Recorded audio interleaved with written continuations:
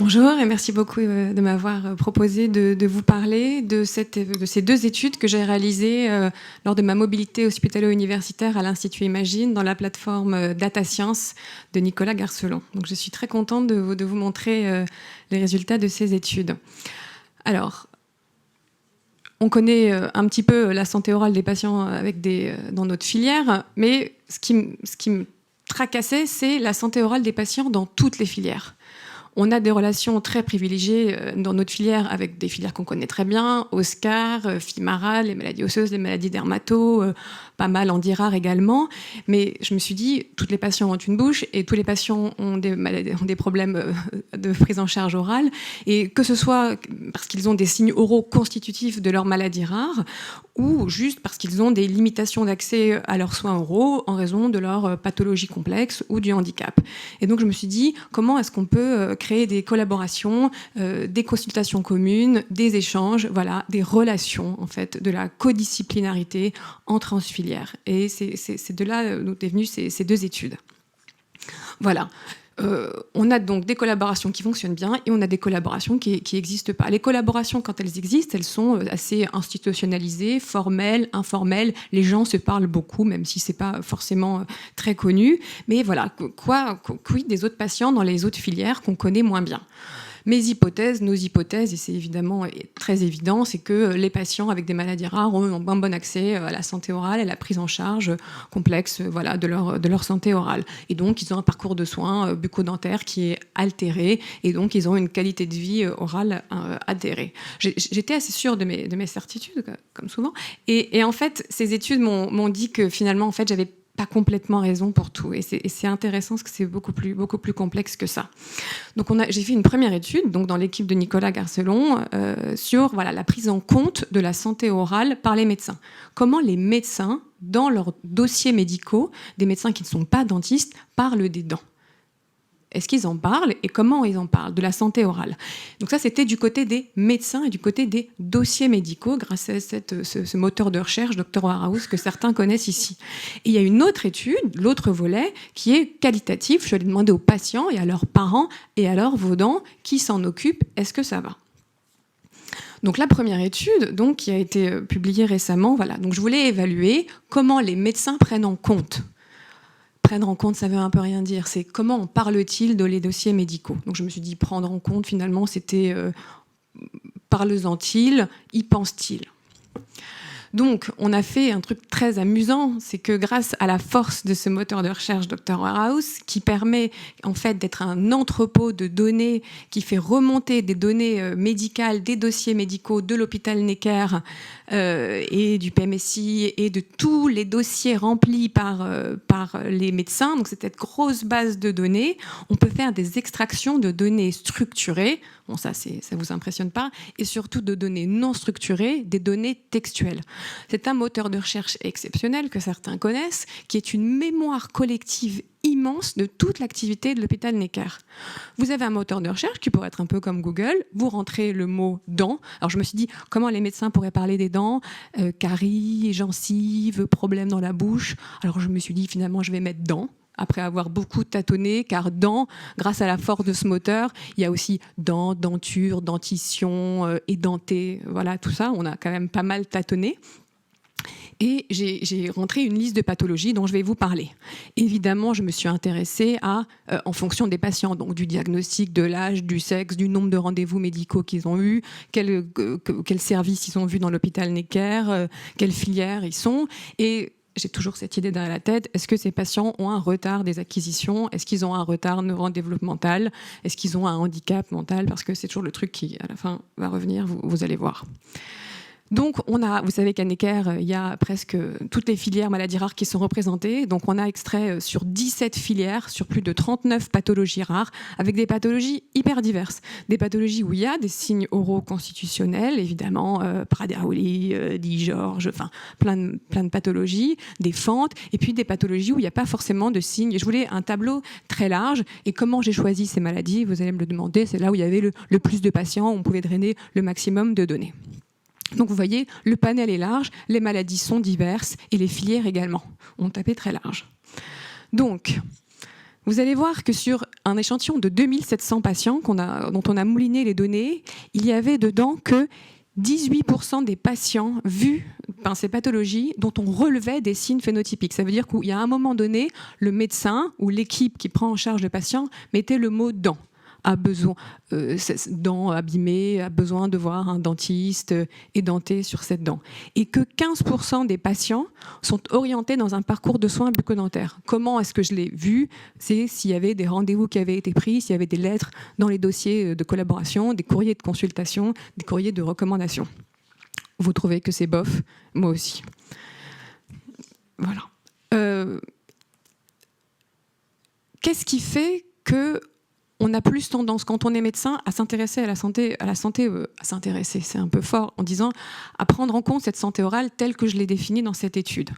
Plus les patients ont un nombre de consultations élevé, plus ils ont d'hospitalisation, plus ils voient différents services et différents médecins, plus les signes phénotypiques sont relevés et plus on les oriente dans un parcours de soins. C'est intuitivement très logique, vous êtes tous d'accord. Je me disais aussi, les patients avec des problèmes neurodéveloppementaux, des problèmes d'acquisition, ça va sortir, et ce n'est pas sorti. Et je me suis dit finalement que dans ces bouches-là, on n'allait pas naturellement voir en fait ce qui s'y passait. Et ça m'a donné des idées sur la suite. Il y a un très fort effet filière. Alors évidemment, il y a ces filières qu'on connaît assez bien parce qu'on a des étroites collaborations avec eux, Fimarad, Oscar, Andirac, avec des maladies où il y a des signes oraux et des phénotypes oraux qu'on connaît très bien dans les maladies. Mais il y a plein d'autres maladies qui sont sorties. Donc il y a un fort effet filière. Il y a Andirac qui est sorti, il y a les maladies neuromusculaires, il y a évidemment une autre filière, tête-cou, les maladies hémorragiques, ou les maladies avec des maladies rares hémorragiques, évidemment, sont des maladies où des patients qui saignent, où ils vont prendre un tout petit peu la mesure d'actes chirurgicaux oraux avec des patients qui vont saigner.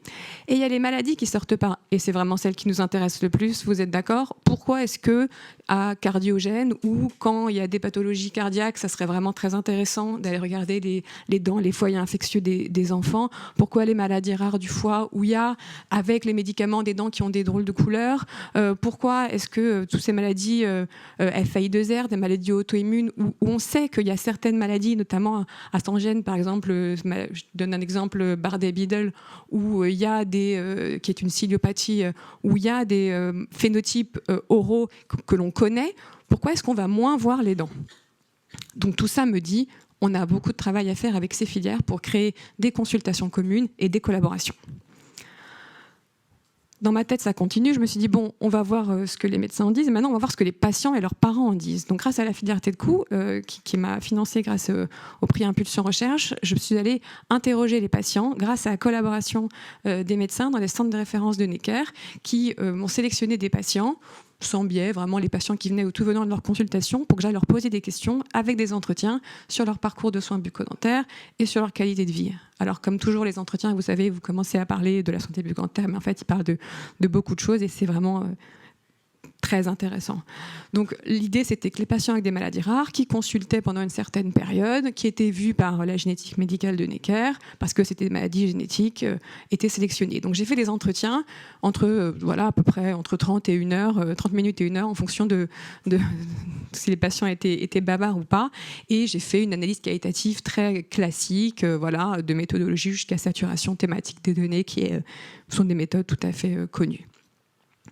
Donc moi, ce qui m'intéressait, c'était dans mon guide d'entretien, qui était très carré, et les patients se sont beaucoup parlé et beaucoup épandu, le parcours de soins, la qualité de vie générale, orale, l'intégration, les amis, la famille, l'école, les amoureux et les amoureuses, les sentiments de colère, le ressentiment, l'attitude face à la maladie des enfants, mais aussi de leurs parents et parfois de leur fratrie, la relation aux soignants, la colère, la gratitude, la joie, la tristesse, et le renoncement et l'accès aux soins bucco-dentaires. Alors là, j'étais encore une fois sûre de moi et je me suis dit, ah là là, je suis sûre que je vais voir que les patients avec des maladies rares, ils sont très mal soignés au niveau des dents et ça ne marche pas du tout et il y a vraiment tout à faire. Et j'avais un panel d'enfants, de 30 enfants que j'ai vus entre 6 et 23 ans. C'est plus vraiment des enfants, mais des grands jeunes adultes, avec des maladies très diverses. Des atrésies des voies biliaires, les gastro et les hépatos, ils m'ont fourni beaucoup de patients, de Vacterl, des cholangites sclérosants, j'en ai eu pas mal, des mucoviscidoses très graves, des panocytoses, beaucoup d'enfants greffés, greffe hépatique, beaucoup d'enfants qui avaient des très gros problèmes d'oralité. C'est aussi pour ça, je pense qu'ils avaient envie que je les voie, des trisomies, etc., des fibrodysplasies ossifiantes progressives, qui est une maladie osseuse ultra rare. Et en fait, je n'ai pas du tout trouvé ce que je pensais trouver. En fait, les enfants avec des maladies rares, soit ils ont un phénotype oral qui est fort. Et là, c'est compliqué. Ils ont besoin d'avoir des professionnels qui savent exactement soigner les anomalies de structure, les anomalies de nombre, les défauts maxillofaciaux. Voilà. Donc là, ils rentrent dans un circuit qu'ils commencent à connaître, très orienté grâce à l'équipe du service d'Arnaud Picard-Hanecker. Et ils créent leur réseau de soins. Ils vous racontent que c'est chaotique, que c'est des soins qui sont très lourds, avec des bouches entières à refaire. Mais bon, on les connaît bien, ces problématiques, on va pas en parler maintenant. Et les autres enfants qui ont des mucoviscidoses très sérieux, des cholangites sclérosantes extrêmement invalidantes, des problèmes de sphincter, des problèmes très importants, sans trouble du développement, sans trouble du neurodéveloppement, et bien eux, ils sont bien soignés par le dentiste du coin. Ils sont bien soignés, en fait. Ça va pas si mal. L'élément dans mon échantillon le plus important d'un énorme problème de prise en charge, c'est le problème neurodéveloppemental. Les enfants handicapés mentaux, ils ne se font pas soigner les dents, en fait. Et tout ça pour ça, ça vous fait un peu mal, mais en fait, c'est ça, le problème de la prise en charge, et c'est clairement vu à chaque fois que l'enfant avait un problème neurodéveloppemental et un problème de handicap, de trouble des acquisitions, c'est eux qui ne se font pas soigner leurs dents. Même si par ailleurs, ils vont plutôt bien, et c'est juste que c'est difficile de les prendre en charge, de les asseoir sur un fauteuil, que les délais de consultation dans les structures spécialisées sont extrêmement longs, que l'accès au bloc opératoire pour les endormir, car c'est souvent la seule manière de pouvoir les soigner, sont très longs, en Île-de-France et en région également. Voilà, donc il y a tout ce qu'on connaissait déjà. Il manque bien sûr des case managers, les chefs d'orchestre, c'est un sujet dont je parle à chaque fois dans les maladies rares. Nous, dans nos maladies chirurgicales, le chirurgien maxillofacial et souvent le généticien, c'est le chef d'orchestre. Mais c'est encore des choses, voilà, la manque de coordination des soins. Donc les parents deviennent de magnifiques chefs d'orchestre, c'est très chronophage, mais ils deviennent très expérimentés, vous le savez bien sûr aidés par les travailleurs sociaux. Il y a évidemment tous les problèmes d'enfants qui sont nourris par entéral et qui ne mettent rien dans la bouche pour s'alimenter. C'est très difficile de leur laver les dents. Tout est une violation de leur cavité orale. Et ça, c'est des choses très importantes. Mais c'est des choses qu'on connaît bien dans notre filière. Il y a un énorme travail à faire sur la prise en charge des enfants avec des problèmes neurodéveloppementaux pour leur soigner les dents, et beaucoup d'associations travaillent dessus. Et j'étais surprise de ces résultats, je ne sais pas si vous l'êtes aussi, mais voilà. Donc les enfants avec des maladies rares, est-ce qu'ils arrivent à bien se faire soigner les dents? Ça dépend. S'ils ne sont pas d'handicap neurodéveloppemental et de troubles des acquisitions, ça va plutôt. Et le reste, c'est extrêmement compliqué, et c'est des parcours de soins extrêmement chaotiques et extrêmement douloureux, parce que ce sont des enfants dont le comportement cognitif régresse énormément lorsqu'ils ont mal aux dents, et avec de la violence et avec de l'autodestruction, de l'hétéroagressivité, de l'auto-agressivité. Donc ça fait beaucoup de mal dans les familles, même si c'est une simple douleur de dents. Tout ça nous a appris pas mal de choses. Évidemment, c'est toujours une meilleure connaissance de la prise en charge de la santé orale de ces patients à travers nos réseaux. C'était très amusant et hyper intéressant d'utiliser des méthodes performantes d'extraction des données, et ça donne beaucoup d'idées sur à quel point les dents et la santé et les phénotypes oraux peuvent être une aide énorme dans le phénotypage profond des maladies. Et ça, c'est des choses sur lesquelles tout le monde le sait bien. Il y a évidemment à renforcer la fluidité de nos relations entre les filières et entre les CRMR, et de créer le plus possible des nouvelles consultations interdisciplinaires. C'est très chronophage de faire venir un dentiste qui doit libérer du temps pour venir dans une consultation d'orthopédie, dans une consultation génétique, dans une consultation de gastro, mais c'est extrêmement utile, et ça facilite énormément les parcours de soins, parce que l'odontologiste va choper, si je je puis dire, très tôt, le plus précocement possible, le patient pour le mettre dans le parcours de soins bucco-dentaires le plus adapté. Je voulais juste finir vite, si je peux, en remerciant beaucoup l'équipe qui m'a accueillie, de Nicolas Garcelon, avec qui c'était un plaisir de travailler, et le financement que j'ai eu pour faire cette recherche. Grâce à toi, Myriam, et à vous tous. Merci.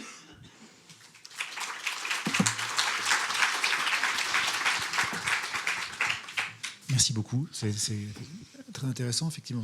On imagine, on constate la difficulté qu'on peut avoir, ne serait-ce que des fois, d'examiner la cavité buccale d'enfants avec effectivement un trouble du développement, donc sans parler de soins dentaires. D'autres pistes pour essayer d'améliorer leur prise en charge, peut-être effectivement des consultations plus pluridisciplinaires qui seraient très annoncées et dont la diffusion serait très large au sein des différents réseaux.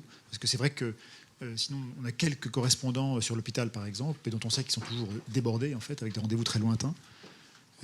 Alors, il y a une consultation qui a été initiée et que nous faisons avec Muriel Mola, de la Dure Mola, avec Oscar, génétique et orthopédie, où nous voyons avec le professeur Cormier-Der, Geneviève Beaujat et toute l'équipe de génétique des patients avec des maladies osseuses constitutionnelles qui ont un phénotype oral assez fort souvent, et même quand ils n'en ont pas, ils ont quand même une santé orale qui est souvent pas très bien pris en charge. Donc on les voit en première consultation et on est régulièrement avec eux, et ça permet de les mettre très tôt dans un parcours de soins. Et après, il y a beaucoup de choses qui existent de manière informelle. Ça n'a rien, cette consultation n'a pas révolutionné la collaboration. Il y en a beaucoup qui existent. Notre équipe d'odontologistes a vocation de s'implanter de plus en plus ici à l'hôpital Necker dans les années qui viennent, si tout va bien. Et au niveau national, ça existe aussi, évidemment, mais c'est pas forcément formel, donc je les connais pas toutes forcément. Il faut des recours locaux à chaque fois. En locaux à chaque fois, mais peut-être que les gens nous... Mais c'est très compliqué de faire des consultations communes, parce que ça prend beaucoup de temps de libérer des gens...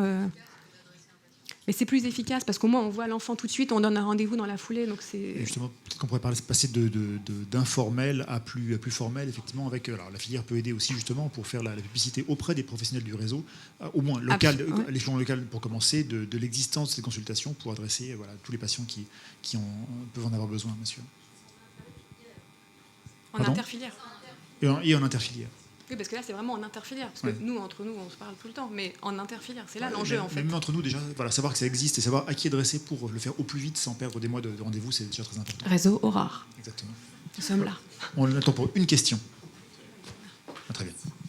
Bonjour, merci pour votre topo. En fait, c'est à enfoncer un peu une porte ouverte de dire que les patients qui ont des problèmes neurodéveloppementaux ont du mal à se faire soigner les dents. Et qu'à venir dans tous les services, on voit bien que le problème, c'est surtout qu'on manque de dentistes. Il y a une problématique d'attractivité. On peut dire qu'effectivement, ils ont besoin d'une santé bucco-dentaire, il y a besoin de dentistes, il y a besoin de consultations, mais il n'y a personne.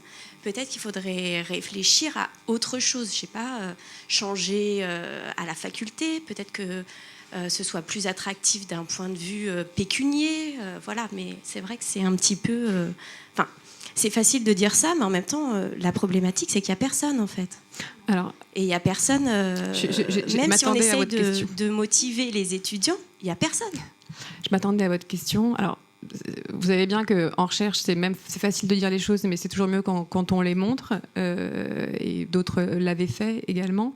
Au niveau pécunier, alors déjà, l'offre de soins pédiatriques, il y a beaucoup de régions où elle manque, d'odontologie pédiatrique, je veux dire, où elle manque en ville. Et donc, beaucoup de patients et de familles se reportent sur l'hôpital qui n'a pas la capacité en termes de bras, de prendre tous ces enfants.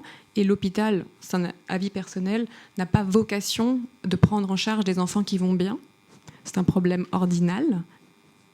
Et ce n'est pas un problème hospitalier. L'hôpital a vocation de prendre des patients qui sont malades ou qui ont d'extrêmes limitations d'accès aux soins pour des raisons financières, à mon avis. Peut-être que vous pourriez essayer de jouer justement d'un point de vue ordinal, parce qu'on a l'impression que nous, du côté médecin, on n'arrive pas à faire changer les choses. On a beau le dire, mais ça ne change pas du côté des dentistes.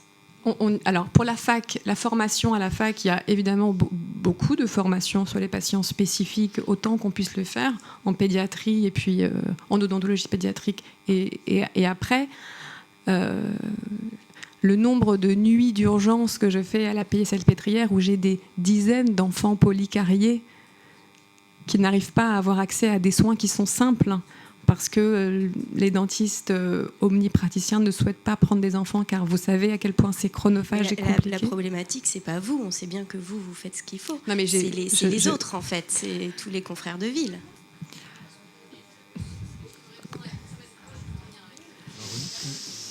Une réponse rapide et après on enchaîne. Oui.